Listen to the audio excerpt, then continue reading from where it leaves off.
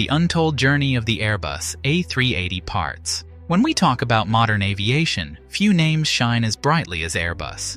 This European aerospace giant manufactures hundreds of aircraft each year for airlines across the globe. To give you perspective, Airbus delivers nearly 1,000 planes annually, which means on average, 3 brand new aircraft roll out every single day. But here's the big question. How is it even possible to build such massive machines at that speed?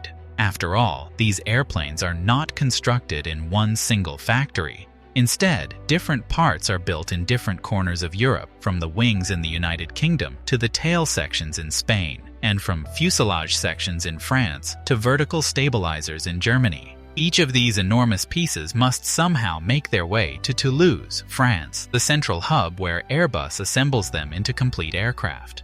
This is not just a manufacturing challenge, it's a logistical masterpiece. Airbus has developed one of the world's most complex transportation networks, using land, sea, rivers, and sky to bring everything together.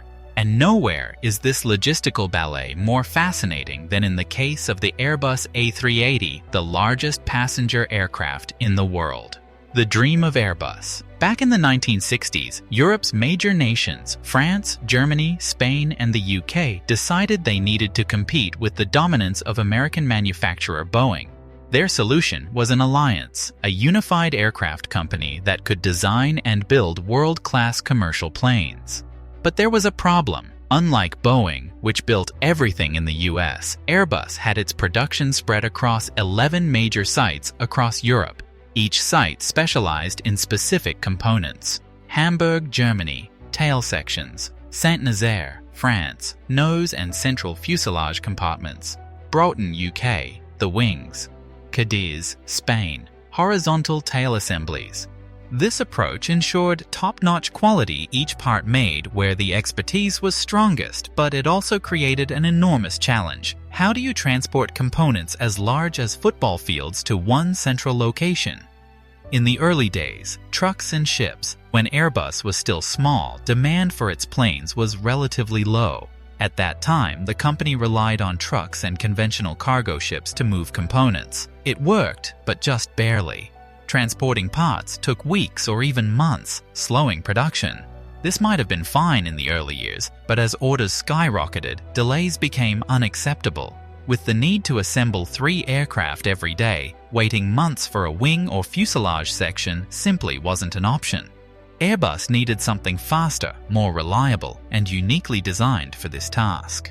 Enter the Beluga. The solution was inspired by nature itself. In the Arctic Ocean swims a gentle whale with a bulbous head and distinctive shape, the beluga whale. Airbus engineers used this animal's appearance as the blueprint for a revolutionary transport plane. In 1994, Airbus unveiled the A380-600 ST Beluga, a cargo aircraft unlike anything the world had seen before. Its purpose? To carry oversized aircraft parts from one Airbus site to another. The Beluga's statistics are jaw-dropping. Length 56 meters, 184 feet, longer than an Olympic swimming pool. Height 17 meters, 56 feet, about the size of a 7-story building. Cargo volume so vast it could fit 182 Suzuki Alto cars inside. Its nose section lifts upward like the hood of a car, allowing huge components like wings and fuselage segments to be rolled in and secured.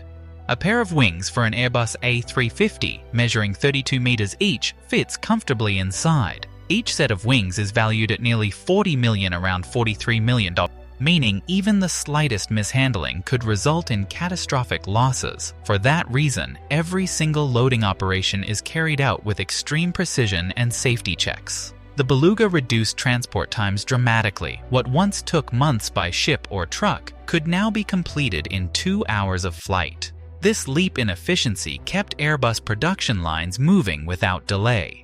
The giant of the skies. The A380 was a marvel, the world's largest passenger plane, capable of seating up to 850 passengers in an all-economy layout. Its wingspan stretched an astonishing 80 meters, and its maximum takeoff weight was 575,000 kilograms, equivalent to the combined weight of 300 SUVs. The Super Convoy. The answer lay not in the skies, but on water and land. Airbus created what they call the Super Convoy, a multi-stage transport network combining ships, barges, and giant trucks to move A380 components across Europe.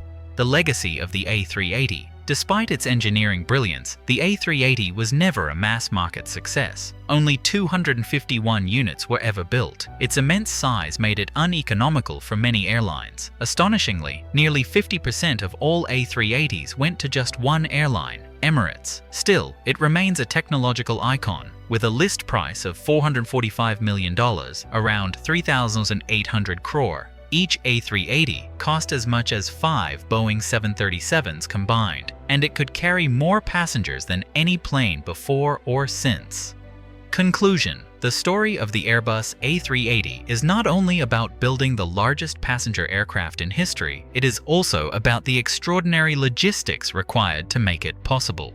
From specialized cargo planes like the Beluga to convoys of ships, barges, and super trucks navigating rivers, bridges, and narrow streets, it represents a triumph of human ingenuity and collaboration. Next time you board an Airbus plane, remember, the machine carrying you across continents is the result of decades of planning, international teamwork, and daring transportation feats that pushed the limits of engineering